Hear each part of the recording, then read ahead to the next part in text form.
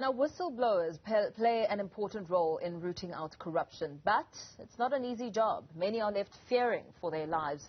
The South African Human Rights Commission has approached Treasury to request funds to support and protect those who come forward. For more on this, I'm joined by Commissioner CEO Advocate Tseliso Thipanyane. Advocate Thipanyane, very good evening to you. Thank you so much for your time. As a commission, you have expressed your concerns and been proactive in your support for the protection of whistleblowers. Talk us through some of the steps you've taken. Thank you. Good evening to you and to your viewers. The victimization of whistleblowers constitutes a human rights violation. And we, as a constitutional body established to protect human rights, should get more involved in ensuring that whistleblowers who play a very important role in our country in exposing corruption and abuse of power are indeed protected. Now, in terms of the Protected Disclosures Act, whistleblowers should not suffer from occupational detriment. But unfortunately, in our country, whistleblowers continue to do so, as many reports have shown, Zondo Commission report has shown. And that's why then we as a commission are getting more involved in these issues to ensure that, there is better protection for whistleblowers. So that's why then we approached Treasury to give us some money to see how we can deal with these issues from two aspects. One, to look at the legal and institutional framework, and secondly, to also actively using our protection mandate to take matters to court when necessary, where whistleblowers have suffered from harm or victimization. As you speak about the harm and victimization, it's all very well to know that whistleblowers, for instance, are the reason we know that Ace Magashule destroyed the Free State for his own gain, and how money for life-saving PPE went into the pockets of those who wanted millions of rands for their own personal benefit. You've had 2 summits this year on whistleblowers, including whistleblowers themselves.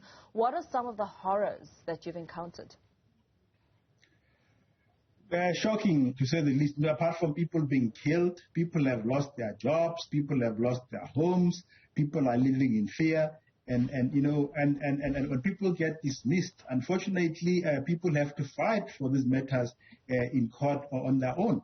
There is no adequate protection. We expect the state to actually be providing protection for whistleblowers in view of the role they're playing in our country. And that's why then we basically want the Act to be amended. We want the institutional framework to be strengthened. So our second summit also included a number of institutions which are also mentioned in PDA, like Public Protector, Auditor General, to see how we can work together in ensuring that there's a better protection for whistleblowers in our country. The corrupt and those with power thrive when their wrongdoing stays hidden. In government and the private sector, these secrets are kept because people have so much to lose when speaking out. I mean, you make mention of people who are unemployed. You've approached National Treasury to seek this funding to support the protection of whistleblowers. How much have you asked for, and how are you hoping to use the funds?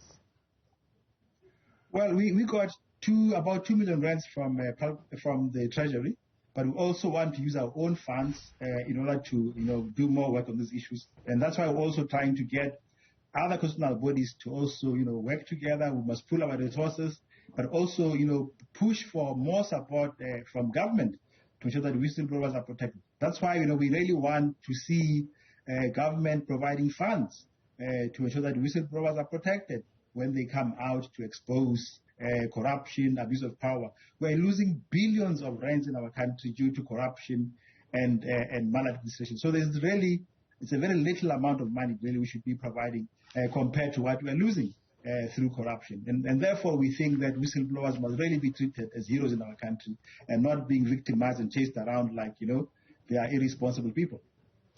In its 2020 annual report, Corruption Watch says that on average it got 11 whistleblower reports a day.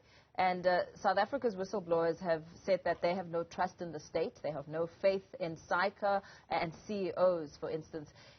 On your end, is it a matter of trying to make the environment a safe space to protect those brave enough to tell the truth, or just ensure that these funds are readily available to ensure their safety? How are you going to balance it?